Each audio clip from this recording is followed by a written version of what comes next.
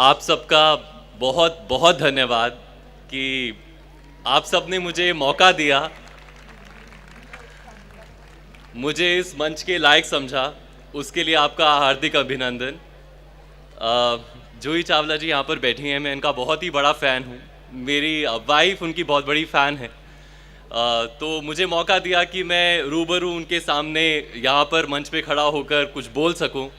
इसके लिए आप सबका बहुत ही बहुत धन्यवाद। Thank you.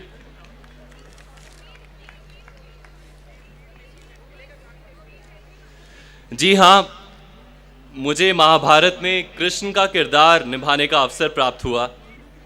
ऐसा अवसर जिसने मेरी जीवन शैली ही नहीं बल्कि मेरे दृष्टिकोण को भी काफ़ी हद तक बदल के रख दिया।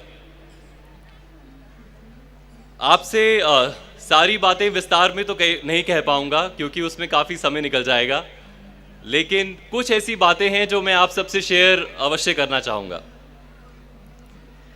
पहले तो यहाँ पर खड़े होकर मुझे ऐसा लग रहा है जैसे मैं अपनी स्कूल की असेंबली में खड़े होकर कुछ बोला करता था। सुबह जो असेंबली होती है तो एक दोहा था जो हमेशा असेंबली के दौरान गाया जाता था।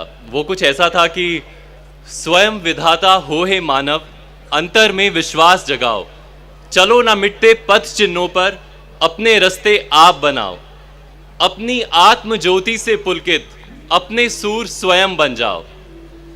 जी हाँ, ये एक ऐसा दोहा है जो मुझे खाली प्रिय ही नहीं है बल्कि मेरी लाइफ से बहुत जुड़ा हुआ भी है। इसमें एक लाइन है कि अपने सूर स्वयं बन जाओ। इसका अर्थ ये मत निकालिएगा कि आप स्वयं अपने भगवान बन जाओ, क्योंकि जहाँ पर ऐसा होता है वहाँ पर ईगो या अहम आ जाता है, और जहाँ पर ईगो या अहम होता है वहाँ पर ईश्वर नहीं होता। तो it could be either of the things, either it could be your ego or it could be your almighty. So Mahabharat करते हुए एक पर्टिकुलर क्वेश्चन मेरे दिमाग में कई बार आता था कि आप मंदिर में चले जाइए या भगवान की कोई मूर्ति देख लीजिए, पेंटिंग देख लीजिए, कैलेंडर देख लीजिए, हर जगह आपको कृष्ण भगवान स्माइल करते हुए दिखाई अवश्य देते हैं कि उनके मुंह पर वो मंद मुस्कान ज़रूर होती ही होती है। तो कई बार ये मेरे दिमाग में प्रश्न होता था कि ऐसा होता क्यों है, वाई एवरी टाइम ही smiling. I asked many people around me. मैंने अपने डायरेक्टर से भी पूछा, क्रिएटिव डायरेक्टर से भी पूछा, सबके अपने अपने ओपिनियंस थे। कोई कहता था कि वो शायद इसलिए स्माइल करते हैं कि तुम करते रहो जो तुम्हें करना है, लास्ट में तो वही होगा जो मैं चाहता हूँ।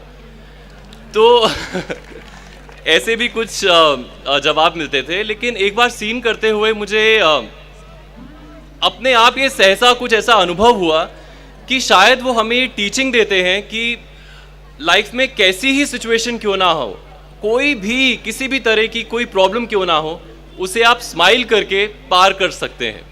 सो this is what I understood while playing Krishna's character.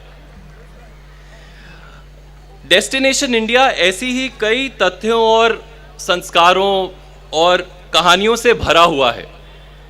हमें चाहिए कि हम उसका मूल्य समझें, उसे सम्मान दें और कहीं ना कहीं इन सबको अपने जीवन में उतारें। यहाँ की कलाकृतियाँ, नृत्य, यहाँ के त्यौहार सब हमारी ही धरोहर है और ये हमारी जिम्मेदारी है, हमारी रिस्पॉन्सिबिलिटी है कि हम उसे संभाल कर रखें और उन्हें प्रोत्साहन दें। आप सबने इतनी उत्सुकता और शांति से मेरे थॉट्स को सुना, उसके लिए आप सब